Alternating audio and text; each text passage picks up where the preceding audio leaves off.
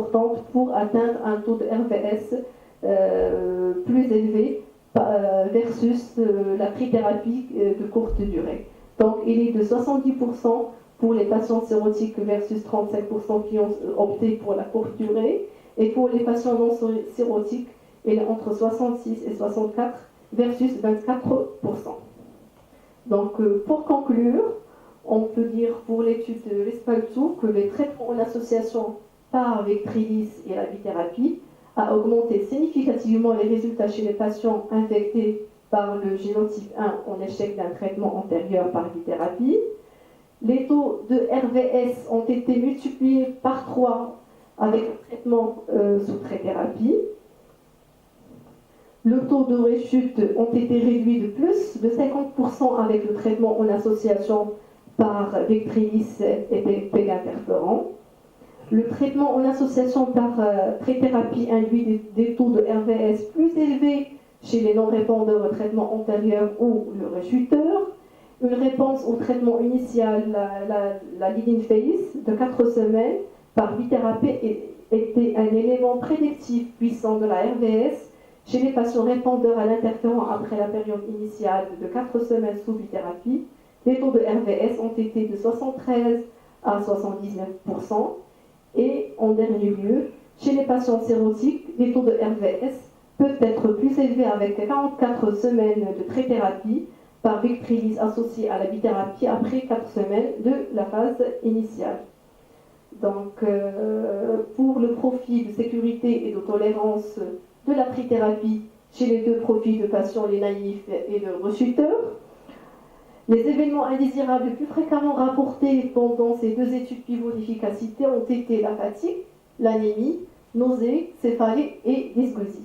Et parmi ces effets indésirables déclarés, ceux qui ont une incidence très élevée, on remarque, c'est l'anémie et la dysgeusie.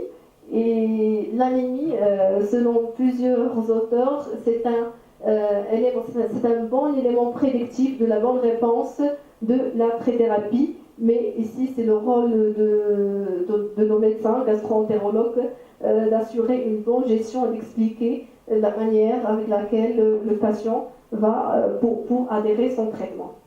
Donc, la posologie et l'administration de trithérapie.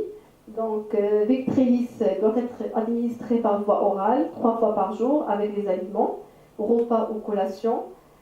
Il est présenté sous forme de plaquettes thermoformées avec la mention de la dose quotidienne. Donc il faut associer toujours Vectrillis avec des collations. Et bien sûr, sans oublier la bithérapie qui va être ajoutée et la dose c'est en fonction du poids. Donc cette slide a résumé la posologie de Vectrillis. Et comme synthèse de cette présentation qui a présenté l'efficacité et la tolérance de cette molécule, donc on peut conclure que le traitement par bithérapie a une efficacité limitée chez les patients qui ont une infection de génotype 1. Vectrillis est un inhibiteur de protéase S3 et 4A du virus de l'hépatite C, car il a une action directe sur le virus. Il cible directement les mécanismes viraux représente une avancée majeure dans le traitement de l'hépatite C chronique pour augmenter les taux de RVS. La trithérapie augmente significativement le taux de RVS et réduit le taux de rechute chez les patients naïfs ainsi que chez les patients préalablement traités. La réponse à la fin du traitement initial de 4 semaines par bithérapie est un élément prédictif puissant de la RVS. La réponse rapide avec Vectrillis peut permettre de réduire la durée totale de traitement de 48 à 28 semaines chez les patients naïfs de traitement. Les événements indésirables les plus fréquents avec le traitement en association Vectrillis-bithérapie ont été fatigue, anémie, nausées et dysgeusie. Et ceux qui avaient une incidence plus importante, c'est l'anémie et la dysgeusie. Donc, je vous remercie pour votre attention. Et je vous laisse la parole pour commencer la discussion et sélectionner le profil de patients qui vont bénéficier de cette molécule. Et bien sûr, bénéficier de votre expertise dans votre pratique courante.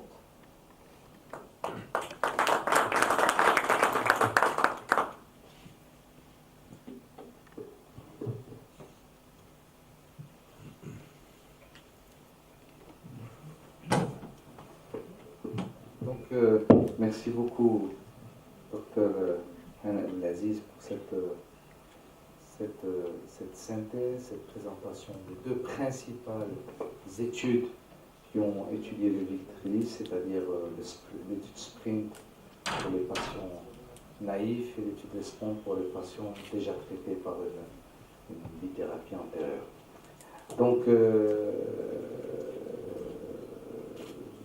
le but, c'était d'avoir un tour d'horizon sur la trithérapie à base de Victrelis. C'est fait, et comme annoncé tout à l'heure, et comme Hana vient de le dire, le but, c'est qu'on discute un peu entre nous le profil de nos patients que nous avons, les éventuelles indications, les meilleurs candidats à les trithérapies. Je voudrais uniquement rappeler l'étude Practice qu'avait menée la SMAD, qui avait permis d'inclure 2000 malades, et qui a retrouvé un peu exactement ce que tu nous as dit, c'est-à-dire que le génotype 1 constitue au Maroc 50% à peu près, et que chez ces génotypes 1, donc comme 2020, ben là aussi on avait à peu près, corrige-moi, si je me trompe, 38% je pense de réponse, 38 ou 40% chez les génotypes 1, de réponse virale soutenue. Bien sûr, quand on est décortique, les sérotiques les F4 font beaucoup moins, mais en moyenne, c'était du 40%. Donc voilà un peu ce que donne la bithérapie. C'est important d'avoir parce que ce chiffre, c'est un chiffre occidental. Moi, je voulais rapporter l'étude pratique parce que ça donne un chiffre quand même local. Voilà un peu ce que je voulais dire. Peut-être insister sur quand même l'éducation des patients et sur leur implication, parce qu'on a vu un peu le schéma. Donc là aussi, c'est un point qu'il faudrait développer. Quand il y a une indication à la trithérapie, il faut absolument que le malade soit bien informé, qu'il soit impliqué pour qu'il adhère au traitement, parce que c'est lourd. Il y a comme la bithérapie, il y a des médicaments à prendre plusieurs fois par jour. Donc voilà, donc la parole est à la salle pour un commentaire, pour une question, pour de l'eau.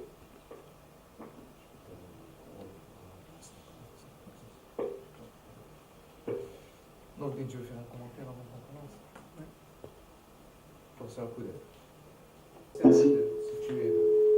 Tout d'abord, désolé pour le retard. On va remercier le laboratoire MSC de nous avoir réunis autour de ce thème très très intéressant et d'actualité bien sûr, qui est en général la trithérapie dans l'hépatite C, qui a amélioré la réponse virologique soutenue chez les patients en génotype 1, comme vous le savez, et tout particulièrement le Victrelis qui a eu l'AMM déjà au Maroc. On attend l'AMM de Telabrevir. Donc ces deux molécules sont sur le marché depuis 2011, je pense, et constituent une avancée majeure dans le traitement des malades qui sont difficiles à traiter, notamment les malades de génotype 1. Ce que je voulais dire, c'est que ce que vous avez présenté, ce sont les profils de patients qui ont été inclus dans les études. Donc finalement, c'est des bons malades. Il n'y avait pas beaucoup de sérotiques. Je me rappelle très bien, c'était uniquement 15 à 12% des sérotiques dans toutes les études. Et malheureusement, ce que nous rencontrons dans notre pratique, notamment au Maroc, ce sont des patients, notamment au génotype 1, c'est des patients déjà en stade de cirrhose.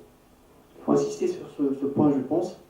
Et ces patients posent énormément de problèmes, que ce soit essentiellement concernant les effets secondaires. Vous avez bien montré que les effets secondaires sont multipliés par 2. Généralement, sont faciles à gérer parce qu'on a appris à gérer les effets secondaires de traitement antiviral de la thérapie. Uniquement dans la trithérapie sont multipliés par 2. Et chez les malades sérotiques, on voit plus d'effets secondaires. Et malheureusement, dans la vraie vie, dans l'étude copique, l'étude française qui a été présentée dans plusieurs rencontres internationales, on a remarqué qu'il y avait quand même des décès chez des malades qui ont été mis sous trithérapie. Plus, bien sûr, lorsqu'il s'agissait de Telabrevir, Et quand même, il y avait 2 décès dans le bras chez les malades qui ont reçu le Bocepril. Et ce qui était très important dans cette étude, c'est ce qu'ils ont fait sortir les facteurs prédictifs de survenue d'un effet secondaire majeur, c'est-à-dire qui pourrait entraîner malheureusement le décès. Et ces 2 paramètres qu'il faut prendre en considération étaient les plaquettes et le taux d'albumine avant le début du traitement. Il faut faire très attention avant de démarrer un traitement chez les patients cirrhotiques. Donc si les patients avaient un taux de plaquettes inférieur à 100 000 et un taux d'albumine inférieur à 35, si on avait les 2, le risque de survenue d'un effet secondaire majeur était multiplié par 40. Donc je pense qu'il faut faire très attention avant de démarrer le traitement chez ces patients. Il y avait d'autres éléments intéressants, je pense, d'ordre pratique surtout. C'est ce qu'on appelle les règles d'arrêt. On a appris à arrêter le traitement chez les malades sous bithérapie, comme vous le savez tous, parce qu'on sait déjà que la sinucite virale intervient dans la réponse virologique soutenue. On sait déjà, au cours du traitement par bithérapie, que si la charge virale ne diminue pas, AS4 et AS12, AS4 de plus de 1 log et AS12 de plus de 2 log, et si elle reste positif à S24, généralement, ce n'est pas la peine de continuer le traitement parce que les chances de réponse virologique soutenue sont faibles. Et malheureusement, avec la trithérapie, il y a un autre risque.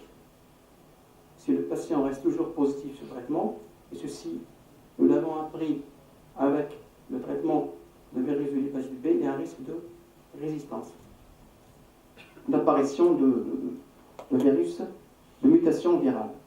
Donc, je pense qu'il fallait insister sur ce point, et dire qu'il fallait arrêter, qu'il faut savoir arrêter la trithérapie si le patient ne répond pas au cours du traitement par le Bocepril.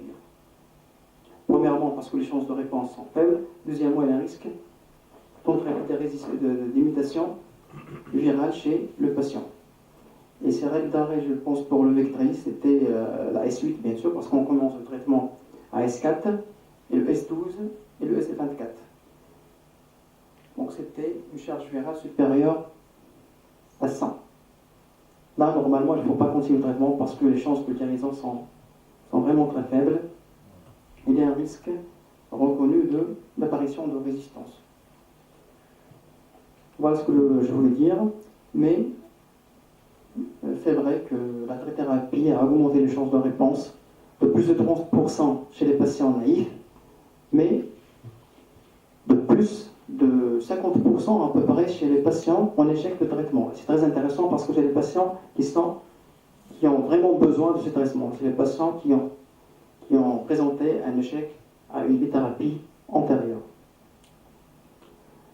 Voilà, je ne sais pas ce que vous avez des questions pour enrichir la discussion. Oui, Maïa. Traitement. Merci. La totale, de la cure. S24 par exemple. Est-ce qu'il est pris en charge par 24 l'assurance maladie au Maroc?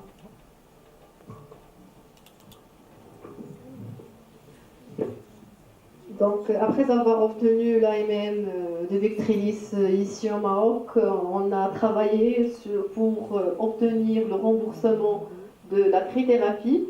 Et c'était en février, le mois de février 2013. On vient d'obtenir un avis favorable pour le remboursement. Et on attend seulement le comité pour avoir le remboursement définitif de la molécule. Mais l'avis favorable pour le remboursement, c'est OK. Pour le prix, c'est 25 000 net, 25 000 dirhams par mois, le coût mensuel de la trithérapie. De Bocepril. Pardon? Uniquement de Bocepril. Oui, de Bocepril, oui. Est-ce que vous avez l'AML Par mois, 25 000 net par mois mensuel. Est-ce que vous avez l'AML pour les patients naïfs? ou uniquement pour les patients? Non, on a les mêmes pour les deux, les naïfs. Pour les deux. Et oui. Et les patients qui sont en échec de traitement. Et comme a déjà dit le professeur Akoutet, la molécule a été commercialisée depuis l'année 2011 et c'est la première molécule sur l'échelon international qui a fait une étude, une post-marketing survey, une real life, pour évaluer l'impact de cette molécule sur un échantillon plus large. Donc c'est la seule molécule qui existe sur le marché international qui a permis d'évaluer son efficacité et sa tolérance sur différents profils de patients. Et comme vous l'avez déjà dit, dernièrement à ISEL, ils ont publié le résultat de l'étude de CUPIC. Ils ont insisté que pour les patients sérotiques avec un taux de plaquettes qui est inférieur à 35 000 et un taux d'albumine qui est inférieur, des plaquettes inférieures à 100 000 et l'albumine qui est inférieur à 35 000, il ne faut pas commencer la trithérapie. Donc c'est un autre profil de patient qu'il faut sélectionner et je te remercie pour cette information, professeur. Serge, qu'est-ce que vous pensez de traitement? Voilà, si on doit discuter de la trithérapie aujourd'hui, parce que finalement le traitement de l'hépatite C était avant 2011 très clair, et c'était simple parce qu'on n'avait pas le choix, on choisit. On mettait les patients sur bithérapie sans trop penser, mais je pense qu'actuellement, il devient de plus en plus difficile. L'hépatite C devient de plus en plus difficile. Parce qu'on dispose de plusieurs moyens thérapeutiques. Et bien sûr, il y a le coût, il y a le bénéfice et le risque. Il y a des effets secondaires quand même, il y a des décès dans la trithérapie. Donc je pense qu'il faut bien choisir les candidats pour la trithérapie.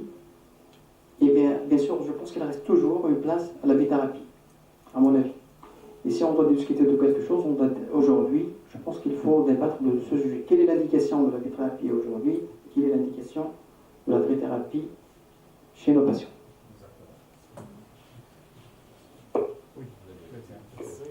Justement, dans la poursuite concernant les indications, je crois que si tu pourrais dire un peu plus, parce qu'ils insistent dans le choix des malades, aussi le statut IL-28, parce que qui diffère selon les gens qui sont naïfs ou en échec thérapeutique, en disant que les non-CC F0, F1 en naïf, c'est plutôt la trithérapie et les autres, c'est plutôt la bithérapie. Et c'est très intéressant chez nous en contexte marocain, vu les moyens. Donc je crois qu'il faut bien sélectionner ce IL-28, les gens TT ou TC, je crois qu'ils sont plutôt pour la bithérapie, surtout si, pour les naïfs, surtout si la fibrose est importante. Et à l'inverse, les gens en échec thérapeutique, l'IL-28 n'a pas d'intérêt, et puis c'est surtout pour les gens en fibrose importante ou en cirrhose. Donc je pense que c'est important si tu pourrais un petit peu développer ce point, parce que le choix des malades est important, surtout en Europe, vu que ça coûte très cher. Si tu pourrais nous dire un petit mot sur la prise en charge de l'anémie, puisqu'on dit qu'il ne faut jamais arrêter les antiprotéases. Est-ce que c'est surtout jouer sur... est-ce qu'on peut utiliser l'érythropoïétine ou comment gérer et quelles sont les valeurs qui deviennent dangereuses pour le malade? Troisième point, c'est on sait que l'IMC est très important c'est un facteur pronostic, et j'aimerais bien, si tu as une idée, que deviennent ces gens après un an de prise de je ne sais pas combien de comprimés avec chaque fois une collation. Donc je crois que l'IMC deviendra nettement supérieur à 25. Si tu permets, avant de... Deux points. En ce qui concerne la prise, bon, dernièrement dit, on peut donner en deux prises. Ça, est-ce que c'est dans la ligne. Deuxième point, ce qui est intéressant, c'est que vous avez une phase de BIP, la phase initiale de bithérapie de 4 semaines. Si on arrive à avoir l'ARN au bout de 4 semaines, on sait qu'à 4 semaines, si l'ARN est négatif, surtout chez les malades naïfs, on a plus de 90% de choses qui vont répondre à une bithérapie. Donc on peut, ma question, on peut s'en passer d'une trithérapie. Donc un malade naïf, S4, ARN négatif. Donc on peut ne pas envisager une trithérapie, se contenter d'une bithérapie puisque ça dépasse les 90%. Pour recadrer, nous sommes devant deux cas de figure en contexte marocain. Nous sommes devant les malades en quelque sorte en échec thérapeutique. Échec thérapeutique, et on a tous dans nos consultations ces malades. Et à ce moment-là, ces malades en échec thérapeutique, le fait de le reprendre par la bithérapie, c'est du 10%. Je parle des génotypes 1. Parce que finalement, l'étude pratique l'a prouvé, on a les mêmes chiffres que l'international. Génotype 2, c'est du 80% de bonnes réponses. Et génotype 1, c'est du 38-40%. D'accord. Donc finalement, ces malades-là sont dans nos consultations. Quels sont les meilleurs profils à proposer pour la trithérapie? Le deuxième groupe, c'est des malades qui sont naïfs. J'ai ébauché un peu la discussion. C'est-à-dire que d'abord, on maîtrise un peu les facteurs les paramètres de mauvaise réponse. On les connaît. Il est génotype 1, il a une forte charge virale, c'est un homme, il est FK, il est IL28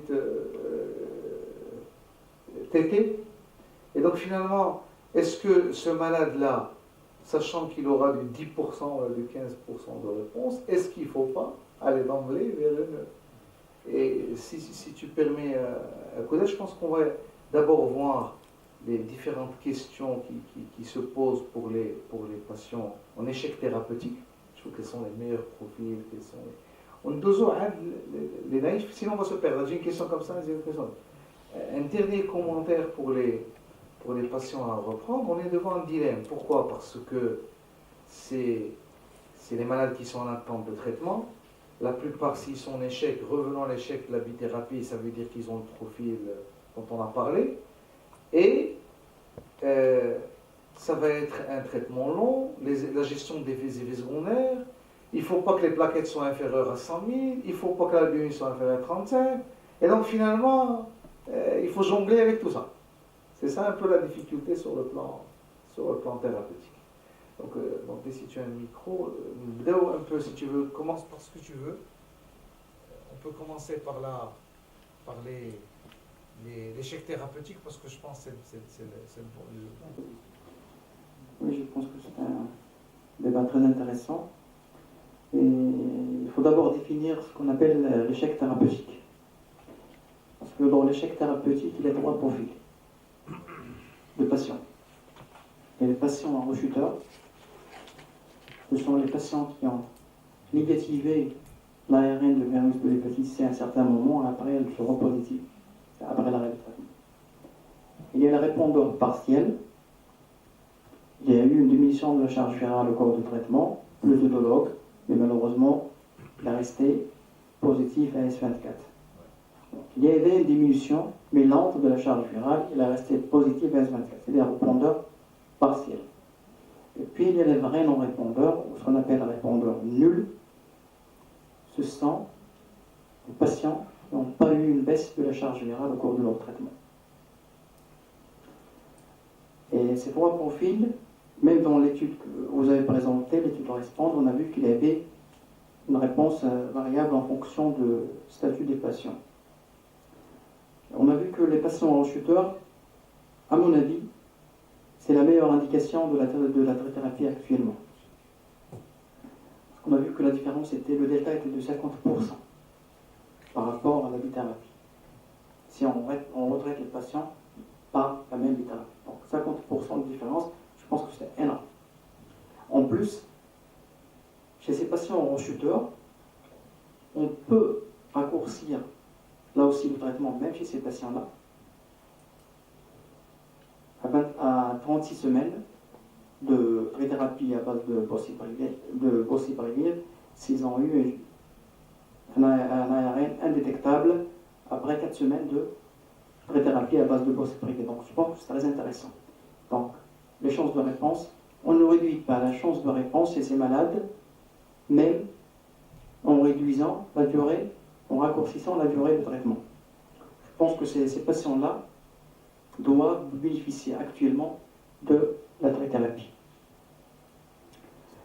Pour les répondeurs partiels, on a vu quand même que la réponse était de 30%, si je me rappelle, donc un delta de 25 à 30%.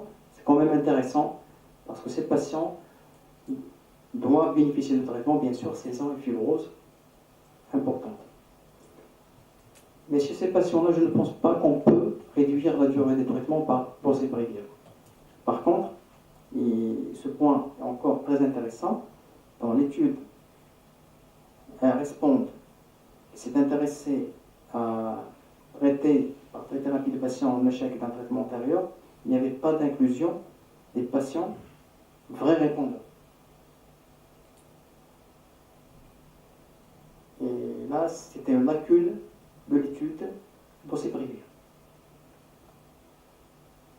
Parce qu'on ne sait pas, ces patients, est-ce qu'ils vont vraiment répondre à cette trithérapie ou pas, on ne sait pas les chances de réponse.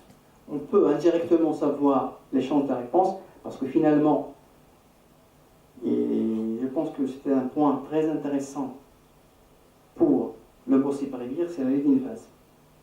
Parce que déjà, pourquoi on a établi ce schéma de lead-in phase dans le boceprevir? Pour voir la sensibilité à l'interféron. Et finalement, les vrais non-répondeurs, c'est les patients qui n'ont pas baissé leur ARN de plus de 1 log. Donc indirectement, il y avait ce genre de patients dont l'étude RESPOND.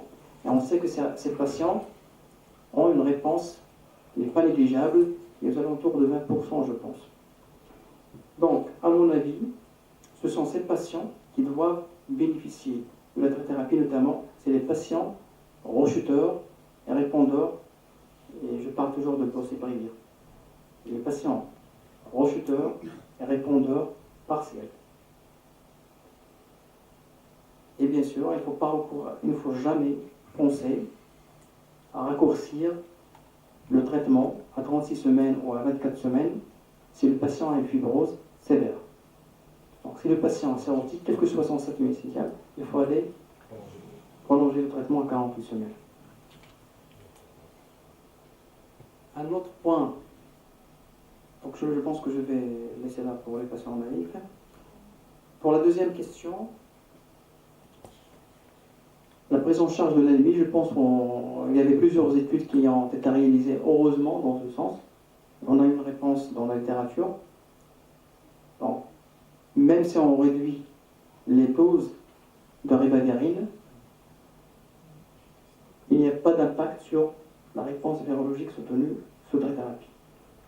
Parce qu'on a présenté une étude où il y avait 2 bras, réduction de ribavirin ou maintien de la dose de ribavirin et introduction de la rétroporétine. Apparemment, l'ajout de la rétroporétine n'apporte pas grand-chose et n'améliore pas la réponse virologique soutenue. Donc on peut gérer l'anémie en réduisant les doses de ribavirin par palier de 200 mg jusqu'à 600 mg. Il faut essayer de ne pas descendre en dessous de 600 mg. Et s'il le faut, parfois on est obligé de descendre jusqu'à 400 mg par mois.